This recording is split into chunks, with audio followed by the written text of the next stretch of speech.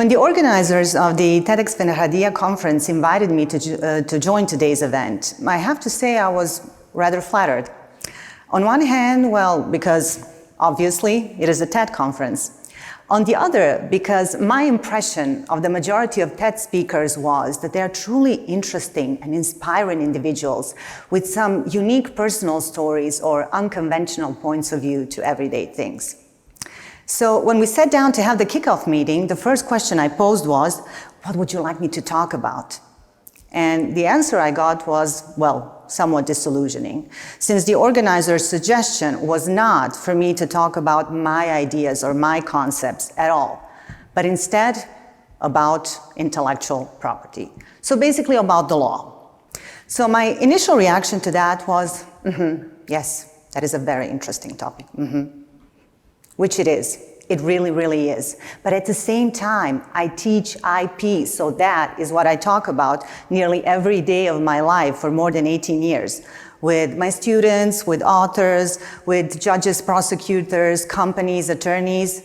However, I've decided to go along and agreed to give a talk on IP, but with an agenda. And the agenda was to get on this stage today and talk about IP, but also a little bit about myself and how my life was affected and somewhat shaped by intellectual property. So I guess, I'm sorry, Ted. I hope the apology is accepted. So the first thing you need to know about me is that I almost didn't make it here today, not only to the conference, but to this age, since I nearly died as a baby. A few days after my birth, I got really sick, and the doctors gave me an antibiotic called penicillin. What they didn't know was that I was allergic to it, so I had a severe reaction. That allergy left quite an imprint on my childhood because more than a few times a year I would get tonsillitis accompanied by raging fever. The effective solution to that was penicillin, which I couldn't take. So instead, my mom had to use some, well, let's call them ancestral Bosnian healing methods, such as putting rakia compresses on my throat and socks soaked in apple vinegar on my feet. With time, there were some alternative medications on the market, but not as effective as penicillin, and the therapy would last for weeks. However, everything changed for me in the late 80s when a small pharmaceutical company developed and started marketing a brand new antibiotic called azithromycin. So although the pediatric version of it, so the version for children, was out only in the early 90s, my doctor decided to prescribe it to me in very low doses, and it worked miracles. Still, my mom kept an emergency stash of rakia and apple vinegar in our kitchen cabinet. So the next thing I would like to share with you is my time in Germany during the war in B&H. So my life there was basically divided into two worlds. I spoke German all day long at school, and I only had German friends and also picked up a few German habits. But at home, with my mom and my grandma, it was all Bosnian all the way. So the food, the language, and of course, the news from the homeland, in particular related to my dad. Still, after a while, I've noticed my memories from before the war fading. I couldn't remember the names of some of my school friends, and even my dad's face was sometimes a little bit blurry. So I truly felt like I was sitting on two chairs, a Bosnian and a German one. So one weekend, my grandma sent me to buy some vegetables in one of the grocery stores with ethnic food. And while I was waiting to be served, something caught my eye on one of the shelves. It was a packaging of a product that looked oddly familiar to me, like it was branded in some very distant area of my brain. So I went there and picked it up and realized it was a meat spread I used to eat back at home. So in addition to that one, a whole avalanche of memories resurfaced from a day when I was maybe 8 or 9. My mom went on a business trip and my dad didn't really feel like cooking lunch. So he just bought a few of those spreads, a loaf of bread and a huge bottle of yogurt, and that's what we ate all day long. And that's what I did too. I didn't buy any vegetables, but instead the spreads and some good German bread. And that was the lunch for the three of us that day. Of course, to my grandmother's dissatisfaction. In late 1996, I turned 18.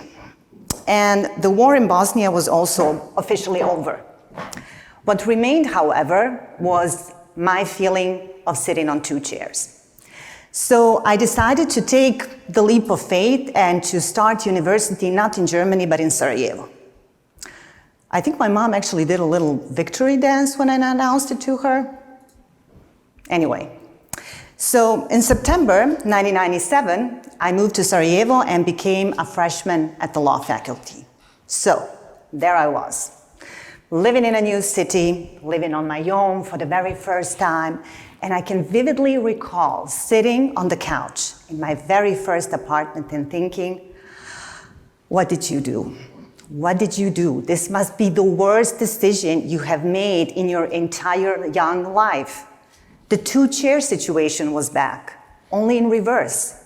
I missed my friends. Everything was different in Bosnia than I remembered it.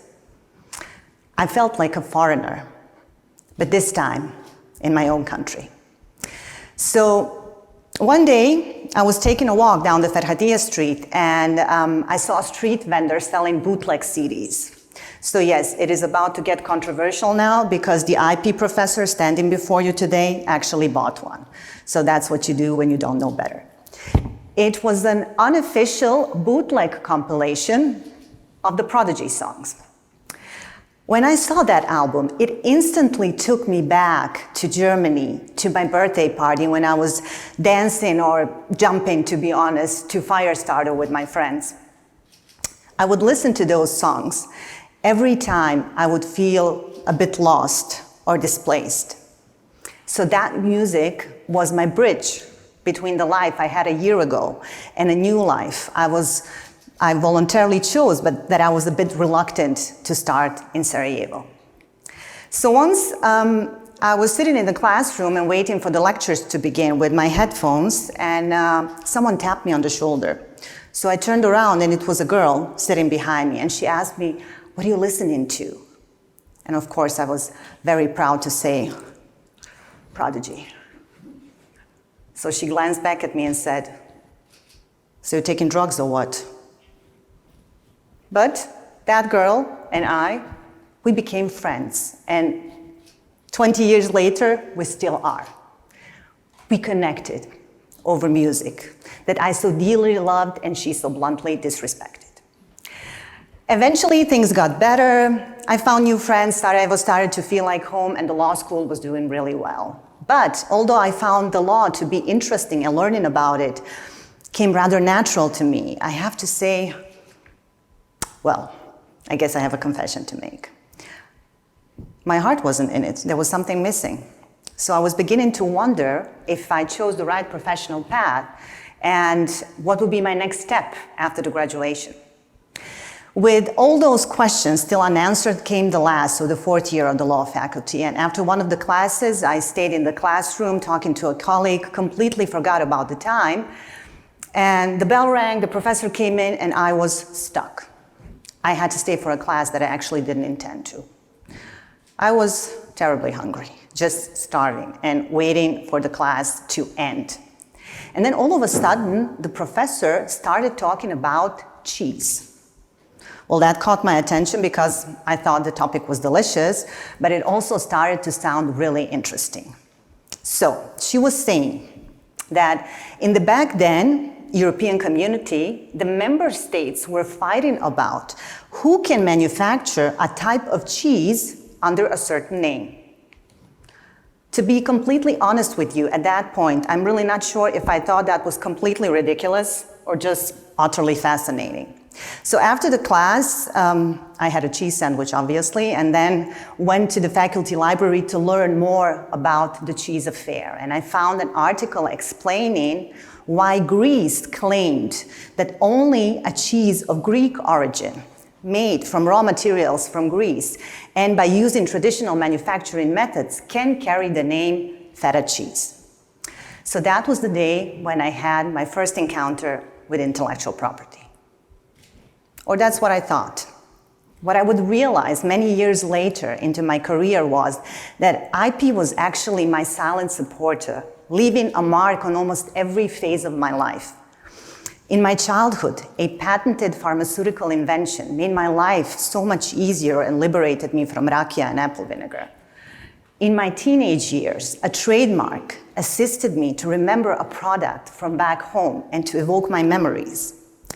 In my young adulthood, a copyrighted musical work supported me in making a new home and helped me create bonds with new people. And finally, a geographical indication for a type of cheese opened the door to the realization that would come with time. And that realization was that being an IP professional was my true calling. So the stories that I've told you are only snapshots of my life, so there are many more where IP also played a significant role. But what do we even mean when we say intellectual property? According to the World Intellectual Property Organization, IP serves to protect the creations of the human mind, such as literary and artistic works, inventions, designs and symbols, names and images used in commerce. And the human mind. I think you will agree with me when I say that it is a beautiful, fascinating, but also a very powerful instrument. We only need to take a look at the last few decades to realize how our everyday life has improved and has been made easier due to the evolvement of digital technologies, which are also a product of the human mind. Or simply recall how the whole world stood still only 1 year ago. But today, thanks to medical and pharmaceutical inventions, we are on our way to leave the pandemic behind us. So consequently, it's logical that protection through intellectual property is given to those creations of the mind that bring progress to economies and societies, but also fulfill our cultural needs. But the question is, from whom do we protect them? From us? The people? Well, that's a bit unfair, don't you think? Shouldn't we all be able to freely listen to music, to read books, use apps, watch movies?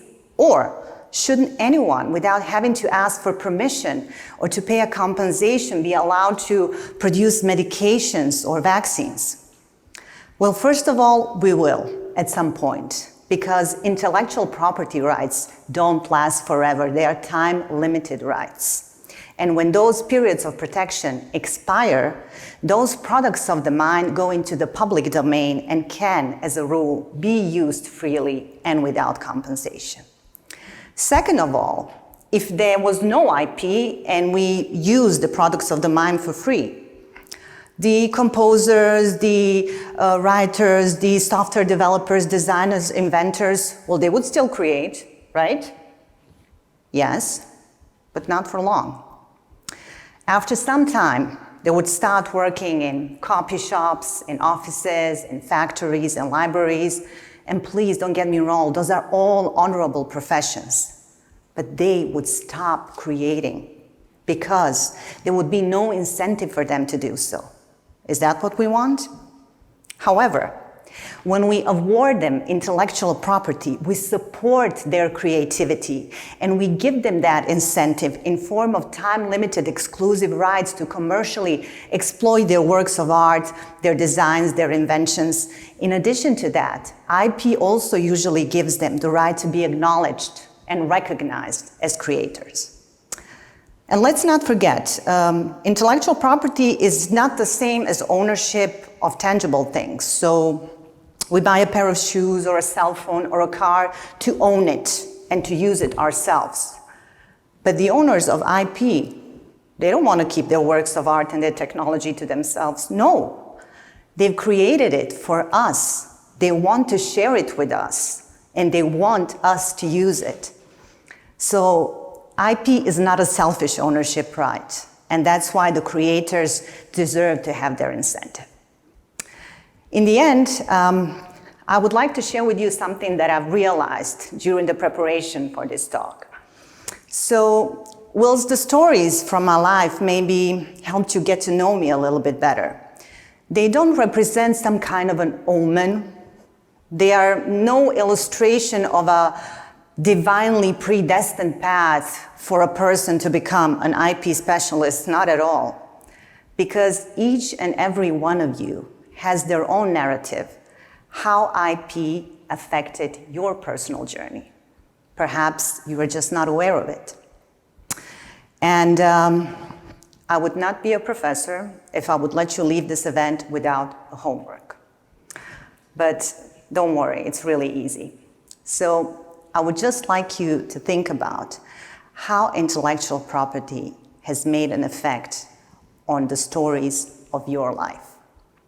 And as every professor in the world would say, there are no wrong answers, but this time it's actually the truth, because the creations of the human mind are everywhere around us, and it is in their nature to leave a profound impact on our existence. Thank you very much.